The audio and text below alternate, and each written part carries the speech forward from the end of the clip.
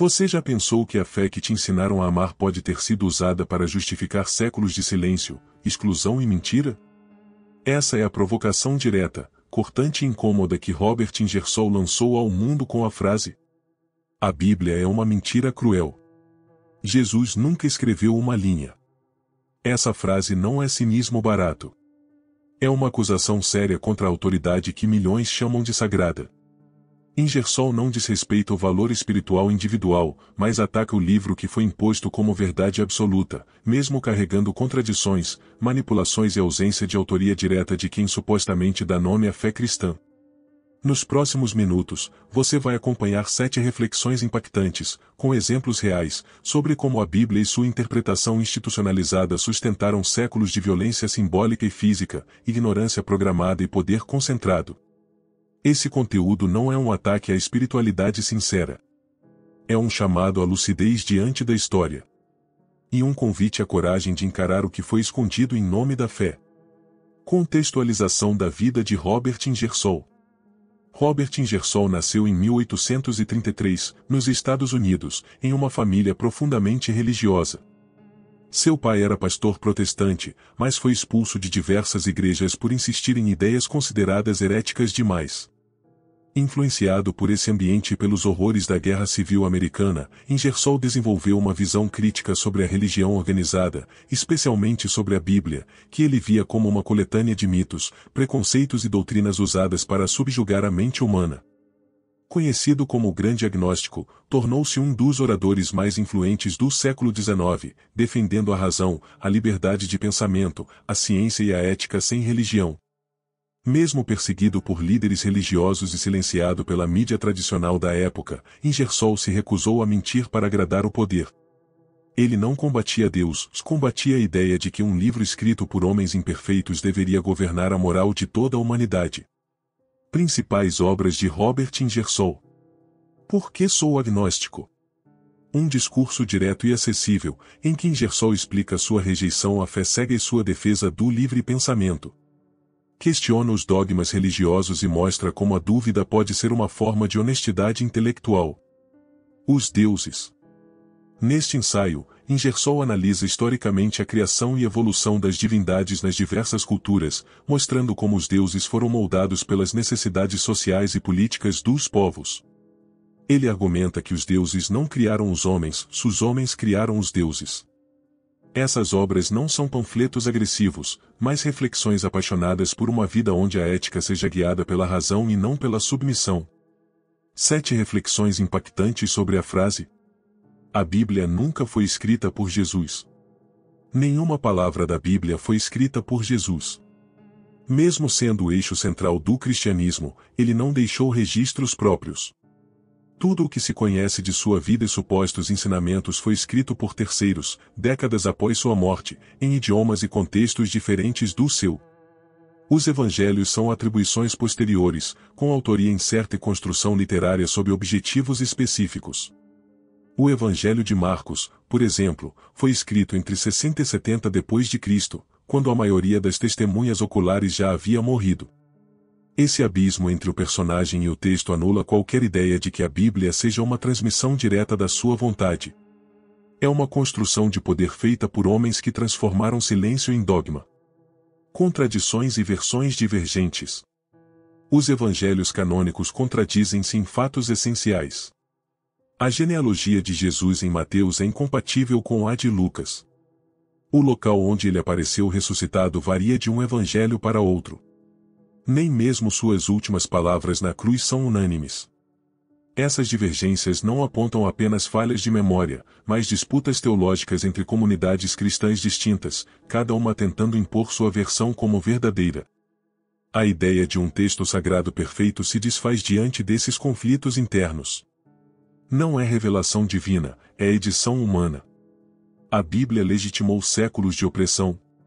A escravidão transatlântica foi amparada por passagens bíblicas. Homens de fé batiam em escravos com um chicote em uma mão e a Bíblia na outra. Pastores do sul dos Estados Unidos citavam Levítico e Efésios para manter negros em cativeiro. A subjugação das mulheres também encontrou apoio em cartas paulinas, que exigiam silêncio e submissão feminina. Homossexuais foram perseguidos com base em passagens do Antigo Testamento. Minorias religiosas foram dizimadas com a justificativa de limpar o mundo para Deus. A Bíblia não apenas esteve presente nas maiores atrocidades, se ela foi usada como manual para justificá-las. Silenciamento da autoria feminina.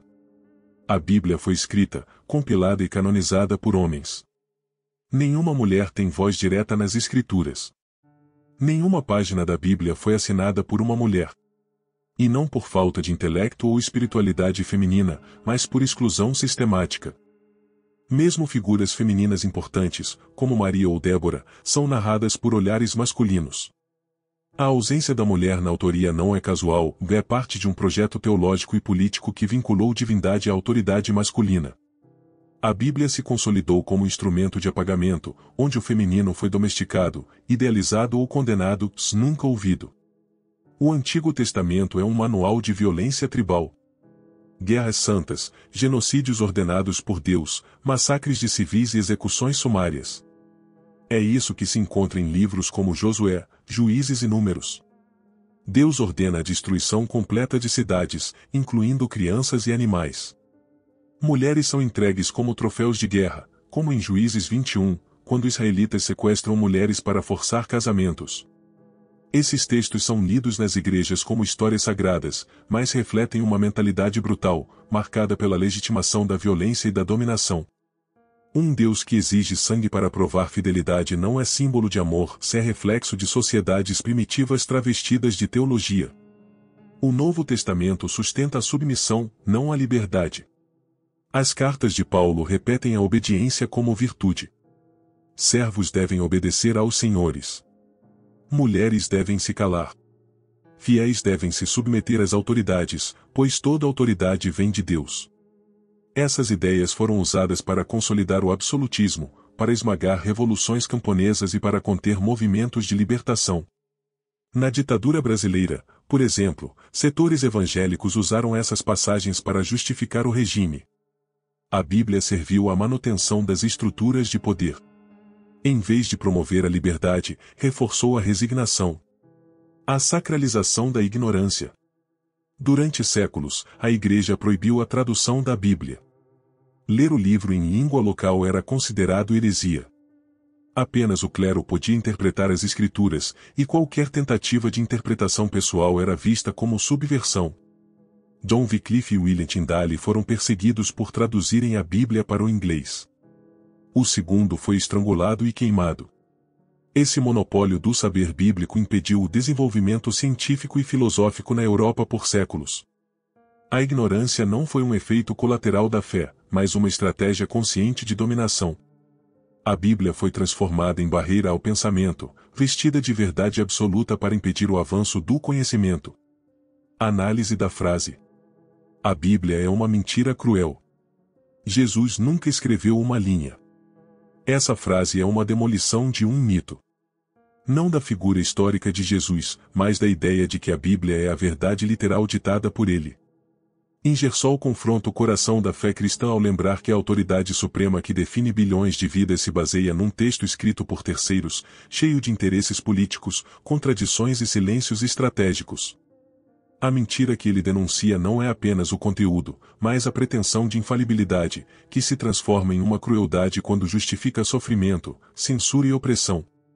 A frase de Ingersoll é um convite à maturidade intelectual e um alerta contra a fé que se recusa a olhar no espelho da história. Ponto de vista. A frase de Robert Ingersoll é uma ruptura frontal com a reverência crítica à Bíblia. Ele não discute apenas a origem do texto, mas a autoridade que ele assumiu, mesmo sem uma única palavra escrita por Jesus. Ao chamar a Bíblia de mentira cruel, Ingersoll denuncia o sofrimento causado por uma narrativa que se impôs como verdade absoluta sem base direta na figura que lhe dá nome. A crítica não é contra a espiritualidade, mas contra o uso político de um livro que, mesmo sem autoria de Jesus, foi usado para condenar, dividir e controlar. As perguntas que essa frase nos obriga a enfrentar são: como um livro sem uma única palavra escrita por Jesus pode ser considerado sua mensagem inquestionável? Quantas injustiças já foram justificadas por passagens que ele nunca escreveu? A fé baseada em interpretações humanas pode ser usada como arma sem se tornar uma crueldade? É possível confiar na moral de um livro que serviu de base para guerras, escravidão e perseguições?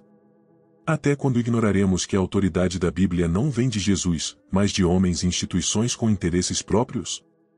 Essas perguntas não são heresia. São lucidez. E talvez, o início de uma espiritualidade mais honesta, mais livre, mais humana.